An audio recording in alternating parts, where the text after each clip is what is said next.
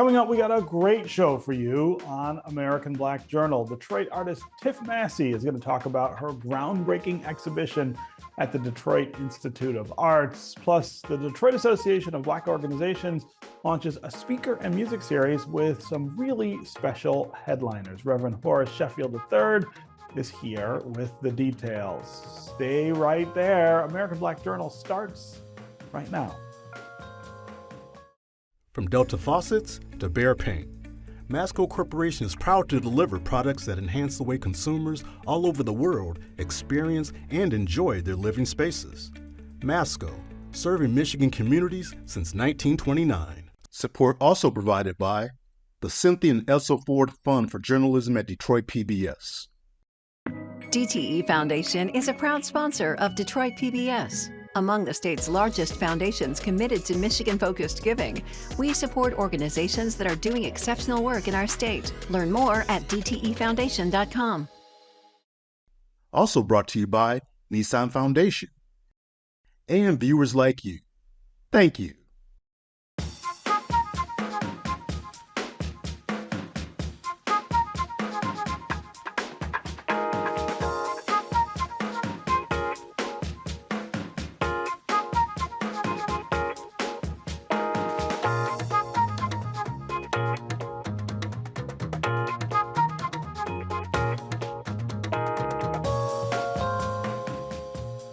Welcome to American Black Journal. I'm Stephen Henderson.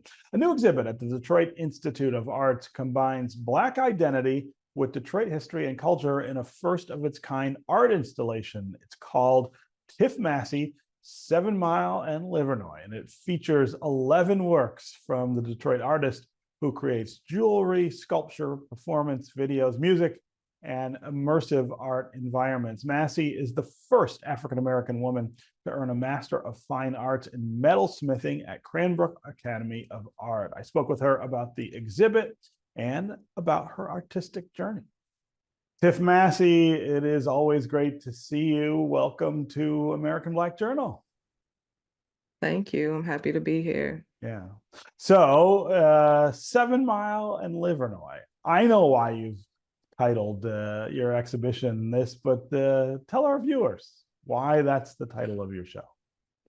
So the name of the exhibition is 7 Mile Livernois, because that's my home. That's where I grew up. That is probably like some of the first inspirations that I've seen. I have Blackness, opulence,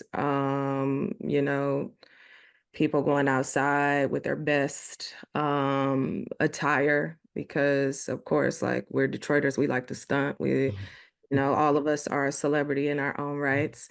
And so we all, trying to put on a show, essentially, is what it is. So it's, fashion, it's the avenue of fashion. And really it's a call to Blackness. Usually when you hear native Detroiters talk about like where they are from, a lot of times the intersection of 7 Mile Livernois comes up. And so I think it just made all the sense in the world to basically represent, the area that basically made me, and to actually highlight other, Black Detroiters, essentially. So when I think of 7 Mile and Livernois, I also think about African Americans and African American history, but I think of an intersection of different parts of our history in the city. I mean, on those four corners, you do have this really broad spectrum, of the Black experience in Detroit. How much of that are you trying to communicate in the exhibit as well? Well, really, it's like representing. So I'm the youngest artist to ever exhibit at the DIA, and I might be the second Black woman to exhibit. And so, like, I'm going to represent to the fullest. And so, like, if I say 7 Mile and Livernois, is just really, for the people who know what that is, you know what I'm saying? And then it's for everybody else who does not know what that is to come to the DIA and find out, how I've been inspired from growing up in this area and to create the objects that they see. Yeah. Let's talk about what's in the exhibit and how you tell that story of this intersection, this corner. Okay, well, I'm saying it's really not about the corner. The corner is just the Yeah. call to blackness. You Right. know what I'm Right. saying? And so like I'm a jeweler, I'm an interdisciplinary artist, and that's how my art practice formed. And basically I started to take the body outside of the wearable experience and started to adorn walls, landscapes, and things like that. And so one of the largest pieces in the exhibition is 15,000-pound necklace. Hmm. Yeah, yeah. Let's talk about the firsts here, as you point out, your age, the fact that you're a woman, the fact that you're a Black woman. These are all important details about the DIA deciding even to feature this and to feature it for as long as they are. It's a full year. It's a big deal for the museum and for our city. It is to have, you know, the largest platform in the nation. The DIA is, you know, just named the top museum in the nation. And so, yes, it's a serious platform to give to Detroiters, but we Detroiters deserve all of the platforms. There's a lot of sauce that is here. And I think it is very much so present. The level of skill and craftsmanship that I possess in my art practice, so why I have that platform. Yeah. So, how do you put together an exhibit of this scale? Like when you think about what goes in, what doesn't, and why, where do you even start with something this big and expansive? Well, you get a little help from your friends because there's no way that you can actually produce an exhibition on the scale of on your own. Yeah. You know, usually with a lot of art practices, once you get to certain scales and there's certain galleries or exhibition halls, you have a team. And so that is definitely what I have. I think it was a team of 5 initially, and then there were 3 or 4 other studios that were contracted to help facilitate the exhibition. There was a rigging group that was hired from Chicago that basically deals with large scale um, installation and de-installation of sculptures. And so they were called in to assist too.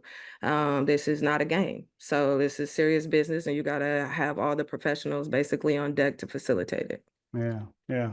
So sculpture happens to be my favorite art medium. It's the one that speaks to me more than anything else. And so I'm always curious about what draws artists to that form. Talk about how that became the medium, or at least one of the mediums that you work in. This idea of 3D form and the messages that you can send with it.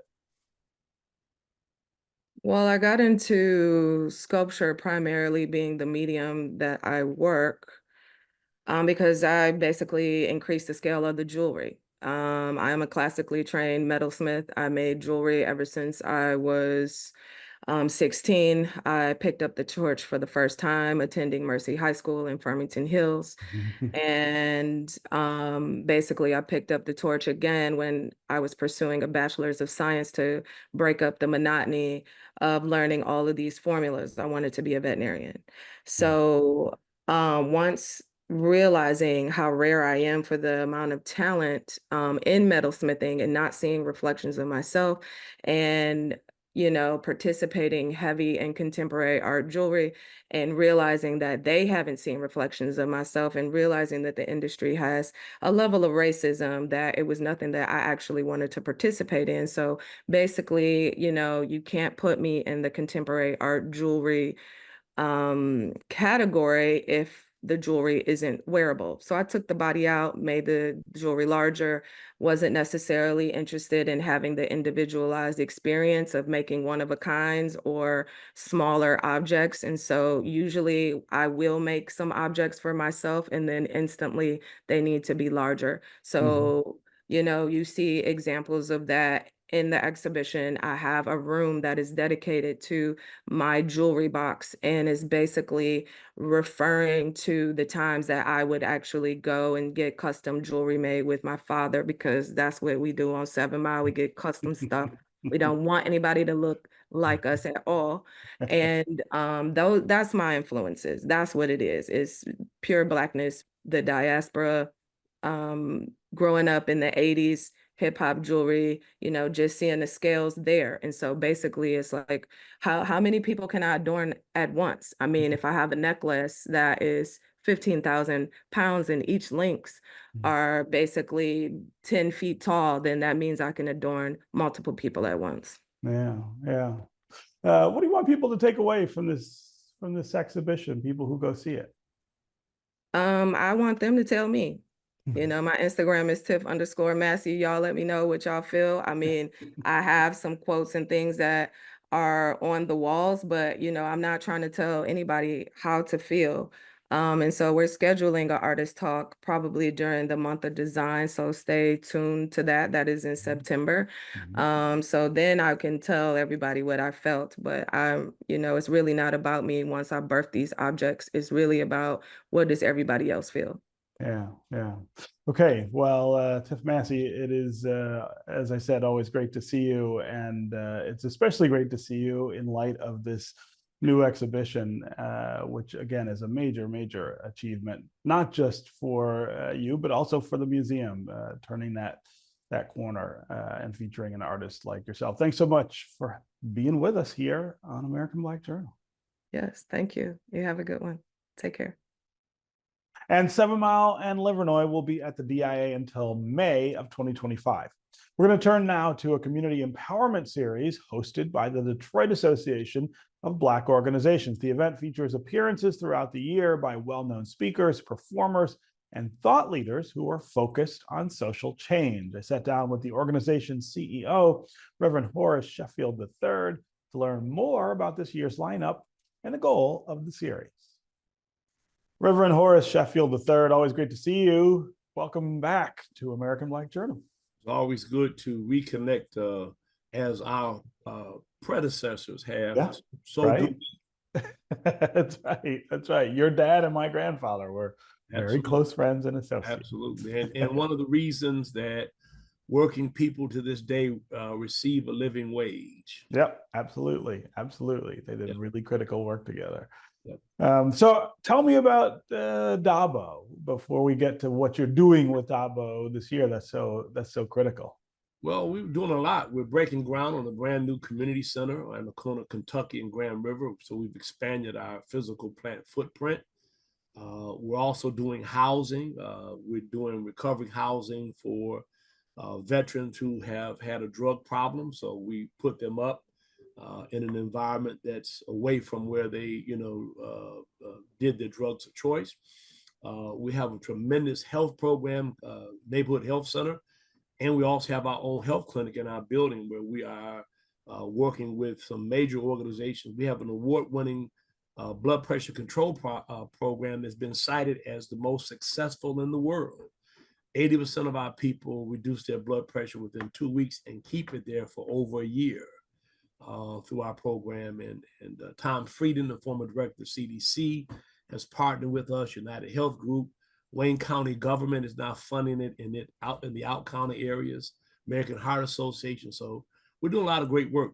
Yeah, yeah, and so all of that is a nice backdrop. Actually, those issues are a nice backdrop to this speaker series that you have going this year, given all of the critical choices that we're about to make in November, and of course the very big one at the top of the ballot, the presidential election. Yeah. So I was blessed. My sister, my younger sister, who's older than me, she was my youngest of 3 sisters, passed, and so how was I going to honor her or deal with the grief? And I chose to buy a library, the old McGabriel Shire Library, on the corner of Grand River and Livernois. Beautiful building. So many people have told me that they read there. And we put about $750,000 in that building. If you haven't seen it, you need to see it. It's absolutely gorgeous and breathtaking. I want to give a shout out to Gary Turgo, who partnered with me to make that happen. So, we want to do cultural things. So I decided to create the Community Empowerment Speaker Series.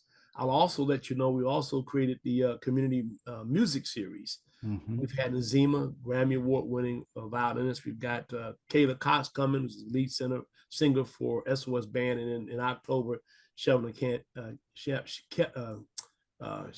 King. But the most important thing is, how do we make critical decisions without the information we need? So we launched a speaker series. We've had Jamal Bryant, we've had Dr. Cornel West, my professor, Michael Eric Dyson. We had the good pleasure of having Joe Madison come before he passed. And in fact, he kind of kicked it off. We have celebrity chef Amir Natson, who cooks for Jay-Z and that whole aggregation, Pharaoh. So, and we've got some good people coming. We just had Jerika Duncan, the evening anchor of CBS News here. Donnie Simpson will be here. We've got, Moma Fresh, who's an award-winning, cultural icon in the music industry. And we do this absolutely free, Steve. Yeah. So first of all, that library is in the neighborhood where I was born. And the Tuxedo Project, which is the nonprofit I started in the home where I was living when I was born, is right around the corner from there. And we looked at that library as a potential community space as well. I was really glad to see you take it because that meant you had to go raise the money to fix it and not me. Here's the good thing, man. I'm a person of faith, and there's never been a project that I started out with that I didn't have apprehension and trepidation. I did not know how I was going to do that. Perfectly honest with you. I mean, we're talking about $900,000. We purchased it, paid cash. Roof, we've done everything in that building. The windows were $86,000 because we wanted to put era tempered glass in there, so it didn't look like a modern building. I would never put glass block in a building like that. We preserved the rafters. The rafters were $106,000 because the building had been closed for 12 years. No leaking. But we had to absorb moisture out of those rafters, put grease in them so they would take a stain. I mean, you really had to come and look. But I'm glad to know that. And if your Tuxedo Project needs a place to be situated, right. We would love to use the space. So talk about the people you're bringing and the message that you're trying to sort of put out in our community this year, and why that's important in 2024. Well, let me just start with Roland Martin, who'll be our last speaker in December. And the theme is telling our own story, right?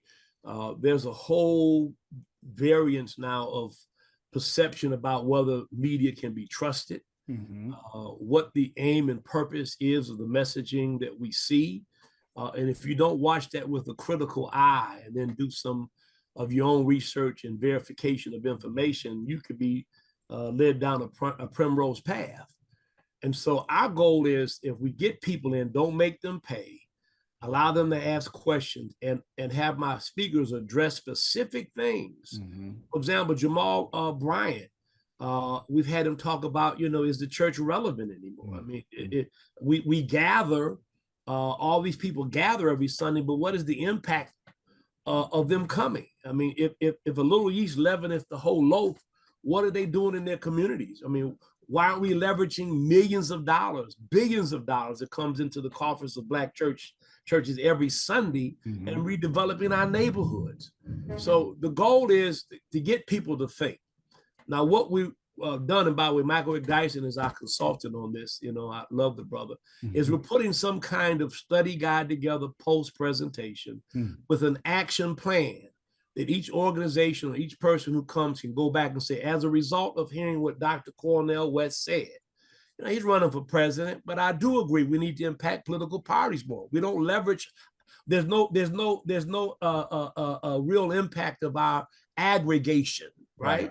There needs to be some demonstration of our aggregation and some compensation for our aggregation. So those are the kind of things we're trying to do, not just a one-day display where people come and hear something, they feel good, they got a little tingling in their thinking, and they leave and go on about their business.